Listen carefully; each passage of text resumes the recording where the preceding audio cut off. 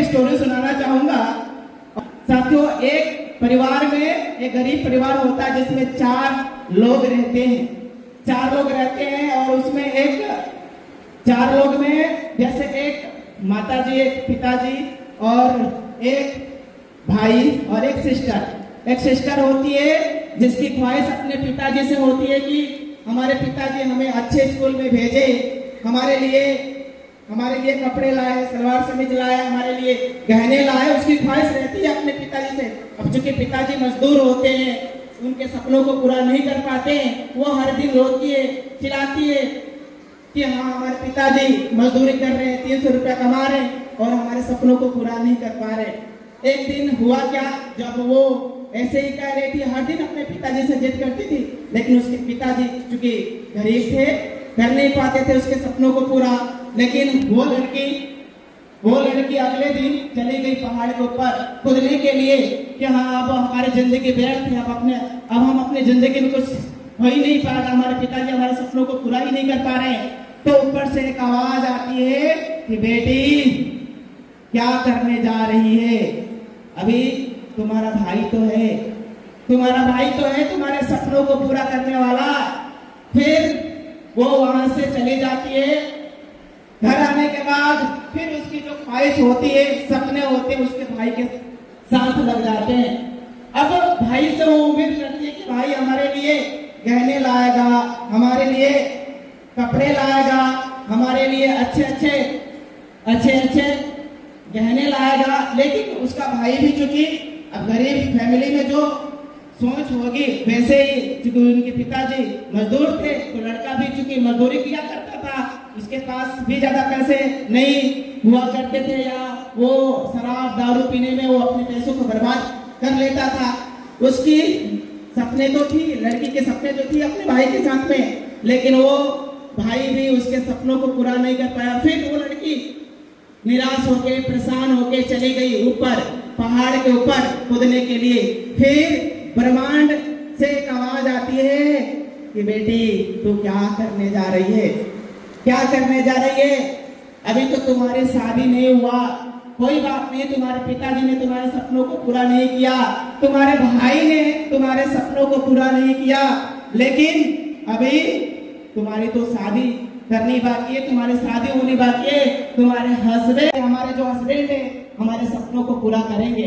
वो ख्वाहिश करती है कि हमारे जो हस्बैंड है हमारे लिए महंगे साड़ियाँ लाए, 3-3 हजार का, 10-10 हजार का, 5-5 हजार का, लेकिन बेचारा उसका हस्बैंड भी हर दिन 200, 300 रुपया कमाते थे। केवल खाने में ही पैसा निकल जाता था, खाने में ही पूरा का पूरा पैसा मतलब चला जाता था, खर्च हो जाता था, उसकी ख्वाहिश पूरा नहीं हो पाया। फिर वो परेशान हो गया, हताश हो के अब कहने लगी अब चाहे कुछ भी हो जाए, अब तो मैं मर के ही रहूंगी। फिर चली गई उस पहाड़ के ऊपर और वहां से जैसे ही पैर बढ़ाया आगे छलांग लगाने के लिए, कूदने के लिए, मरने के लिए, तब तक फिर से एक बार आवाज आती है ऊपर से, ब्रह्मांड से आवाज आती है कि बेटी कर क्या रही है, तुम क्यों मरने जा रही है, अभी तुम्हारे पेट में जो बच्चा पल रहा है वो तुम्हारे सपनों को पूरा करेगा, जो बच्चा आने वाला है वो तुम्हारे सपनों को पूरा करेगा।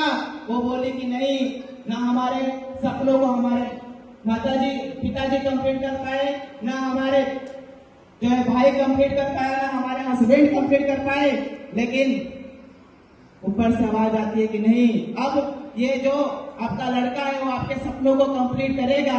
और दोस्तों, अब उसके सपने, उस औरत की सपने उसके बच्चे के साथ में लग जाती है। वो अपने बच्चे को खूब परवरिश करती है, सेवा करती है, रातों दिन भर उसके लिए अच्छे विचार, अच्छे सपने देखती है, अच्छे मतलब खाना भी खाती है। और साथियों, उस बच्चे को लगातार 9 महीने तक पालती है। जब 9 महीने के बाद वो बच्चा आता है इस धरती के ऊपर, तो उस बच्चे को और आगे बढ़ाती है और वो जब बच्चा 18 साल का हो जाता है, 20 साल का हो जाता है, फिर उस माँ की सपने उस बच्चे के साथ में लग जाती है कि ये हमारा जो लड़का है ये हमारे सपनों को पूरा करेगा।